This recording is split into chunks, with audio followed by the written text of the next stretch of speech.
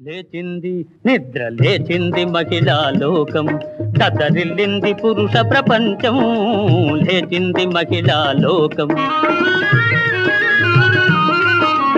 ఎప్పుడో చెప్పెను వేమనగారు,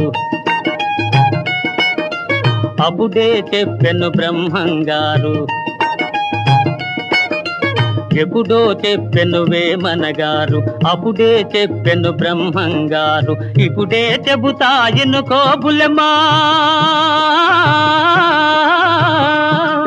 ఇప్పుడే చెబుతా ఎన్నుకో బుల్లెమ్మ. విసన్న చెప్పిన వేదం కూడా లేచింది, నిద్ర లేచింది మహిళా లోకం.